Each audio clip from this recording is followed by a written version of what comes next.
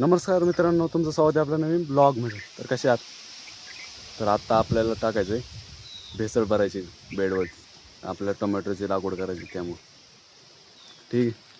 तर बघू आता किती वेळ लागतो किती नाही. तुम्हाला दावतो कशी टाकतात. ज्याला माहिती म्हणजे जो शेती करतो, जो टोमॅटो लावतो त्याला माहिती कशी टाकतात. ज्याला नाही माहिती मी त्याला आत्ता दाखवतो कशी भेसळ भरतात. ठीक आहे. तर चला. तर काय इथं खत कालवले आहे. इथं बेड आणि तिकडे टाकीत आहेत घरचे आहेत. पलीकडे टाकीत येते तसे. ठीक आहे. हे बेड काय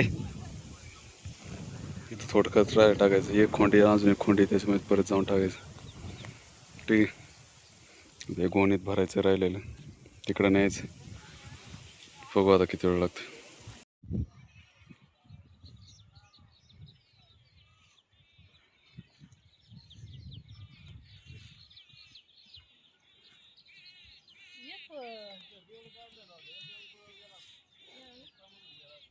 तर गाईज आपलं सगळं टाकून झाले, खत टाकून झालं आणि एका रानात ट्रॅक्टरने ते खत भेसळ टाकली होती, बुजून पण झाली. मध्येच पाऊस आला त्यामुळे राहिलं. ते दाखवता नाही आलं काय नाही. परत पुढच्या वेळेस दाखवू. ठीक आहे. पाऊस आला त्यामुळं ते बुजवायचं राहून गेलं. तर आजचा ब्लॉग कसा वाटा नक्की सांगा. भेटू पुढच्या ब्लॉगमध्ये. आणि चॅनलला सबस्क्राईब करा, लाईक करा, शेअर करा. असेच गावाकडील लाईफ जीवन कसं असतं गावाकडचं ते तुम्हाला पाहायला भेटेल. तर भेटू पुढच्या ब्लॉगमध्ये.